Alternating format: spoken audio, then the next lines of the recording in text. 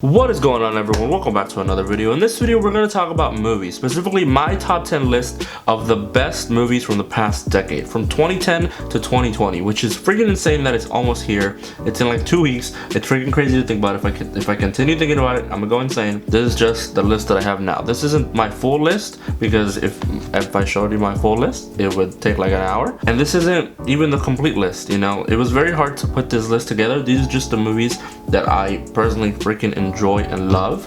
Now, movies are art, and art is subjective, so if you don't like some of the movies that I mentioned, it is what it is, you know. But before we go ahead and get started, if this is your first time on this channel, welcome. My name is Jose Castillo, and on this channel we talk about movies, TV, we react to trailers, we do movie and TV show essays and stuff like that, and everything just regarding movies. So consider subscribing, and also make sure you smash that like button because it helps with the YouTube algorithm.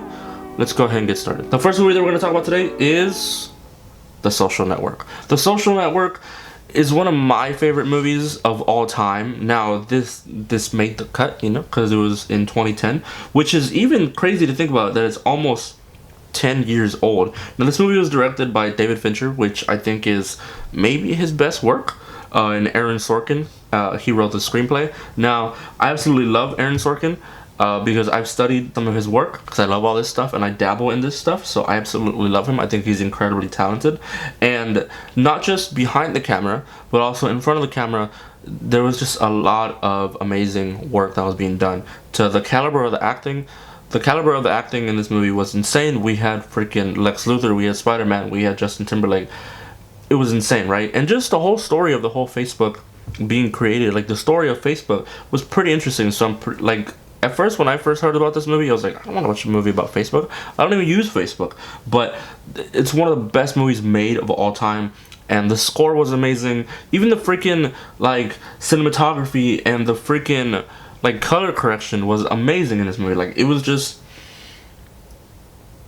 perfect. Almost perfect. I'm just gonna say that, you know?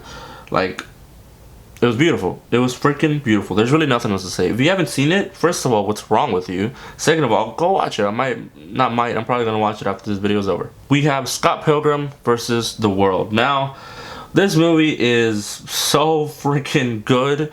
It's so freaking dumb in the best way possible. So random. It's one of my, I think he's my favorite director. I think I'm pretty confident in saying that. And that is Edgar Wright. I think this is Edgar Wright at his best.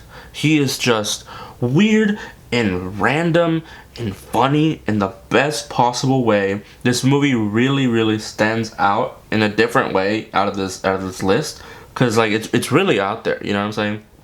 Michael Cera did an incredible job.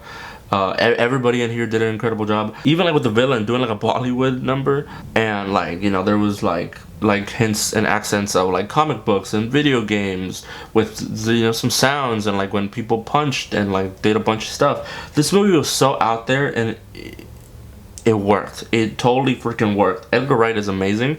If you have not seen one of his short film, actually is on, his very first short film he made with his friends back in college in like the 90s is on YouTube, and it's so good. It's so funny. It really is. If you love all that stuff, it's so funny. Just go ahead and go watch it. Just search up his first film. But that is the second one, and that is Scott Pilgrim versus the World. We have Parasite. Parasite came out earlier this year, I think in October. Now this is a Korean film directed by Bong Joon-ho. I'm probably totally butchered that. I'm sorry. But this movie was really something else. I think this is the only foreign film that I have on this list. I'm pretty sure that's true. This movie touched on, you know, greed and like discrimination and like class and, you know, the dynamic of a family. And I don't really want to put a lot out there, because a lot of people love this movie. I think it had 100% on Rotten Tomatoes when I watched it, rightfully so. But if you haven't seen it, which is fine, because a lot of people have, but a lot of people haven't. You know, my sister likes movies a lot, but she hasn't seen it. I have a lot of friends that haven't seen it. I haven't even heard of it. So I'm not going to really spoil anything else. But it's really good. The cinematography is great. And just the acting is very good. And just really nothing else to say. Just go ahead and go watch it. We have Baby Driver. Now, this is the second one by Edgar Wright. And I think Baby Driver is one of the best movies that I've ever seen. And to be honest, I'm a little biased also because it's Edgar Wright, but it's also really freaking good. And also, if you look up one of his early films, he has a version of Baby Driver. I think in like the 90s or early 2000s, he made with his friends of the car chase scene in the beginning, and then that just, if you watch that and then you see Baby Driver, you see the evolution of that scene up until, like, you know, the rest of the movie. Now, if you don't know what Baby Driver is, basically this guy, he's a getaway driver. That's pretty much it. And they call him Baby because he hasn't spoken his first words yet. Now, when he's doing the getaway driving and stuff, he doesn't really talk, so that's why. But this movie's great. The score was great. I love the score. The way that Edgar Wright used music in this movie was so freaking smart. It's ridiculous. The acting was great by Ansel Elgort. I'm just not gonna say that. But also, John Hamm was in here, and this one beautiful Hispanic. I think she's Mexican. I don't know. Was in here, and Kevin Spacey did great. And it's a great freaking movie. If you have not seen it, please go check it out. We have Call Me By Your Name. Now, Call Me By Your Name has been very different from what I've mentioned so far. But to be honest, Call Me By Your Name and then one other movie that has the same feel of this movie has a special place in my heart. Because as much as I love, like, you know, the crazy big blockbusters and all that stuff, I truly love small indie movies. And this was pretty much it. It had the perfect feel of a small indie movie, but it got crazy big by the masses. I love Timothée Chalamet. I'm a Timothée Chalamet fanboy, like, to the end. He's amazing. I think he's one of the best actors of our time or generation. No, and Call Me By Your Name, I think it depicted very well the life of, you know, Timothée Chalamet having this relationship with Armie Hammer. The whole movie, to me, it felt sort of like a dream. Like, the way it was filmed, the way, like, the location, like, the sounds of, like, you know, the birds and the sunlight, and, like, all of it was so beautiful. And to me, what made this movie was the conversation that Timothée Chalamet had with his father at the end. You know, him knowing him, like, stuff with his past and family, and, like, how he felt, how the dad felt about Timothy's, like, you know, his feelings towards Armie Hammer, and, like, just everything. It was beautiful. It was freaking beautiful. We move on to Joker. Now, I just saw this movie last night again with my sister, but I saw it a couple months ago. I think this came out in October. And Joker, I believe it is one of the best movies of the year.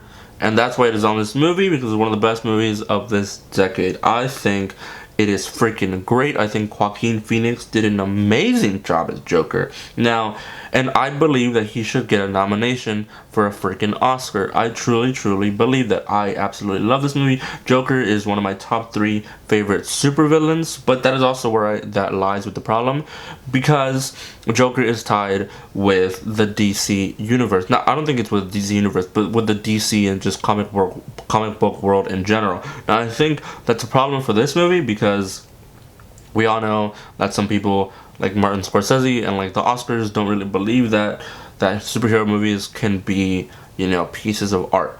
But to me, the Joker was a piece of art. Now, and if a movie came out called Joker or called something else, and it was this exact same thing, but it wasn't tied to comics, it would easily get a nomination. Maybe something would even, maybe it would even win something. You know what I'm saying? It was somewhat open-ended as well, and the acting was great. The score was surprisingly pretty well. The cinematography was gorgeous. Yeah, go ahead and watch it. I'm pretty sure you did already, because it hit $1 billion a couple weeks ago. The Lobster. The Lobster is weird. That's pretty much it. Like, The Lobster is weird. It's a good weird, but it's weird. Colin Farrell did a great job. So if you don't know what this movie is, I think it's on Netflix. You can go ahead and catch it. That's where I saw it. So this movie is basically in the future. People go to this, like, it looks like a rehab center pretty much. It's not, but whatever. To go and find love, basically. And right when you go, you name an animal. And if you do not find love in the specific amount of time, you become this animal. And it just goes into the life of, like, you know, Colin Farrell trying to find love, but then, like it also dives into, like, other people's, like, lives, and then, like, it goes into, like, this, like, city, this, like, utopian type of city. It's a weird ass movie, but it's pretty freaking good, pretty freaking great. That's why it's on here. Avengers. Now this is the second comic book movie that's on here. This is really a comic book movie because like the Joker, to me, it's a piece of art. Avengers is just a comic book movie. It's one of my favorite, and I'm a comic book fanboy. You know, I've been reading comics since I was a little kid. But now this was a tie between Avengers and Avengers Endgame. But I put Avengers here because it is the first time we have seen all these characters in one film. It was the first time it's ever been done, and it was done very, very well. And it still holds up to this day. I think it was released in 2012, and it still holds up just as much as Endgame that just released earlier this year. It is so good, and there's really nothing else to be said. Avengers. Mad Max Fury Road, directed by George Miller. Now, out of the whole series, I think Mad Max Fury Road takes the cake. I think it is just in a caliber of its own, and it is just beautiful. It's kind of scary, to be honest with you, but Mad Max Fury Road really, really pushed the bar. The thing in my opinion that they did best in this movie was the world building. The world building was insane. I truly believed that this is how the future is going to be at some point. The stunt work that they did was pretty insane. The contraptions that they had to make where they live and the vehicles and everything. It was all so good. The cinematography was great, and just back to the stunts. The stunts were amazing in this movie, and I think this is the only action movie I have on here, technically considered action. I loved it. There's really nothing else to be said about Mad Max Fury Road aside from the fact that it's freaking awesome. Hereditary. Hereditary is the only horror movie I have on here. I think technically, like, Joker's considered somewhat scary, I guess, because it was in October or something. I don't really know. But Hereditary is the first and only horror movie that is on here for a very good reason. Hereditary, in my opinion, is one of the best movies I've ever seen. And it is truly, truly scary. Now, personally, for me, I love horror films, and I love a slow burn when it comes to horror films. Now, jump scares are fun. Jump scares are fun, you know, to watch with your friends, and it's like, it's in its own thing, you know. But if you really, truly want to get scared, watch a slow burn movie. This movie, essentially, it's about a family, you know what I'm saying? About a dysfunctional family that has to deal with not only what they got going on as a family, but also deal with the family's past, and that affects their future. And this movie has some crazy scenes that, when I first saw, left me literally speechless. Now, I've seen this movie quite a number of times. I think almost 10 times, maybe more, I don't know, with a couple friends. But the acting is amazing in here. The cinematography is amazing in here, and it's truly scary. And I think that's what a horror film should be. So it definitely deserves one of the top 10 spots, and it's amazing.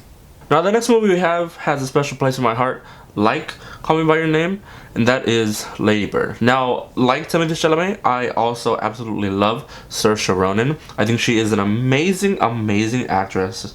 One of the best actresses of our generation. She's amazing. Now, Lady Bird, in my opinion, I think is one of the realest movies on here. I think it is the realest movie on here, aside from the last one that I'm going to mention. But I think it's one of the best depictions of just life and life as a teenager in general. So basically, in the movie, Saoirse Ronan, it's about her life. You know what I'm saying? Life trying to get through high school and going into college, and then dealing with her family and her friends and stuff. And that's pretty much it. And if you think about that, that sounds kind of boring, and that's been done a lot, but the way that it was done was very good. The acting in here is amazing. Again, Saoirse Ronan is an amazing actress, but also everyone else freaking killed it. And cinematography is great, and also my boy Timothée Chalamet is in here. It's just a great freaking movie. If you haven't seen it, go and watch it. Now, the last movie was split between two movies, and they're both pretty heavy movies. One is a bit more lighthearted, but it still touches on the same topic of racism. And the two movies are BlacKkKlansman and 12 Years a Slave. Now, both are very important, but they both needed to be on this list, and they were fighting for the last spot. Now, not the worst spot or anything, just like I said, this isn't in any order, but I think they're both great freaking movies. Now, I personally prefer a little bit more of BlacKkKlansman because it is a bit more lighthearted, and I love my sad movies, but I prefer a BlacKkKlansman because it isn't. I don't. 12 Years a Slave is such an important movie because, like, it accurately depicts of how African Americans were treated in America. Not even that long ago, which is crazy to think about. But, like, you know, it's a damn freaking shame that this happened in this country. America sucks. It does. And it's freaking crazy right now. And it's wild. It really is. Like, it's really crazy. And the fact that even just a couple years, just a couple, it wasn't even that long ago that, like, you know, people, specifically white men, treated African Americans this way just because they thought that they could and they thought that they were better than them is freaking disgusting, dude. And this movie is so good and it's so freaking sad that it deserves to be on this list. But BlacKkKlansman also touches on the topic of racism in a bit more of a lighthearted way, and it also at the end shows how at the end it shows some footage of some rallies going on now, and some rallies and speakers that happened at the time period of BlacKkKlansman. It's so similar, it's scary. Both movies are amazing. The acting is top notch. The cinematography is top notch and everything, and just overall, just the story is amazing for both. But that's my list. That's my list for my top, not 10, however much I mentioned. I forgot, I lost count. Movies of this decade. Like I said, this is the full list, but it is my list, and if I didn't mention your movie, sorry, you know, it is what it is. But that is gonna be it for the video, guys. If you liked this video, make sure to leave a like down below. Helps a lot with the YouTube algorithm. But also subscribe if you haven't. Share it with your friends, your family. Be on the lookout for the top 10 TV shows of all time. Not all time, of this decade. But also maybe horror movies, top worst movies TV. I don't really know what else I'm gonna do. But I will catch you guys in the next video.